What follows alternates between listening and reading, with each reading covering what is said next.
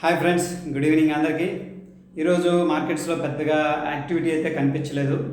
So నిఫ్టీలో మనం చూస్తే కొద్దిగా ప్రాఫిట్ బుకింగ్ జరిగింది, చిన్న క్యాండిల్ ఫార్మేషన్ జరిగింది. ఒక రకంగా దీన్ని మనం ఇండెసిషన్ క్యాండిల్ అంటాం. మార్కెట్లో బయర్స్ కానీ బయర్స్ సెల్లర్స్ ఇద్దరు కూడా పెద్దగా కాంట్రాడిక్టరీలో లేరు, బ్యాలెన్స్డ్గా ఉంది మార్కెట్. ఇకపోతే 23,000 లెవెల్ అనేది వెరీ ఇంపార్టెంట్ లెవెల్. 22,800 లెవెల్ అయితే బ్రేక్అవుట్ అయింది సక్సెస్ఫుల్గా, మంచి క్యాండిల్ ఫార్మేషన్ జరిగింది. సో అప్ సైడ్ ఇమీడియట్గా 23,200 లెవెల్ అనేది మనం వాచ్ చేయాల్సి ఉంది. అక్కడ కొద్దిగా కాల్ రైటర్స్ అనేవాళ్ళు ఉన్నారు, అంతే అగ్రెసివ్గా లేరు కానీ ఉన్నారు.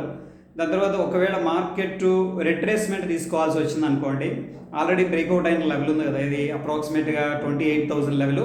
ఆ లెవెల్ అనేది మళ్ళీ రీటెస్ట్ చేసే అవకాశం ఉంది.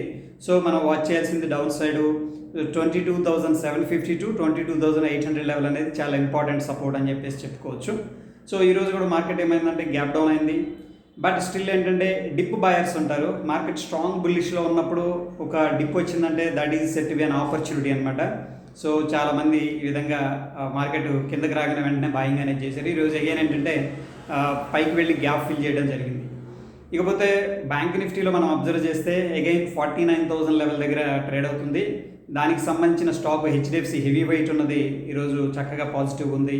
అండ్ అగైన్ నిఫ్టీని కూడా అట్లీస్ట్ కిందకి పడకుండా అయితే 44 పాయింట్స్ దాకా కంట్రిబ్యూట్ చేసింది పాజిటివ్గా, విచ్ ఈస్ గుడ్ అనమాట బ్యాంక్ నిఫ్టీకి. ఓవరాల్గా నిఫ్టీ అండ్ బ్యాంక్ నిఫ్టీలో మనం కంపేర్ చేస్తే బ్యాంక్ నిఫ్టీలో స్టిల్ కొంత స్లగ్గిష్నెస్, వీక్నెస్ అనేది కనిపిస్తుంది. బట్ రీబౌన్స్ అయితే కనిపిస్తుంది.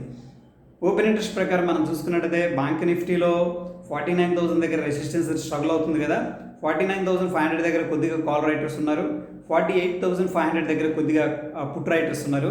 ఒక రకంగా చెప్పాలంటే లెస్ ఆప్షన్స్ యాక్టివిటీ అనేది కనిపిస్తుంది. సో మేబీ వాలిటాలిటీ అనేది ఎక్స్పెక్ట్ చేస్తున్నట్టున్నారు, అందుకే రైటర్స్ పెద్దగా పార్టిసిపేట్ చేస్తున్నట్టు లేదనమాట.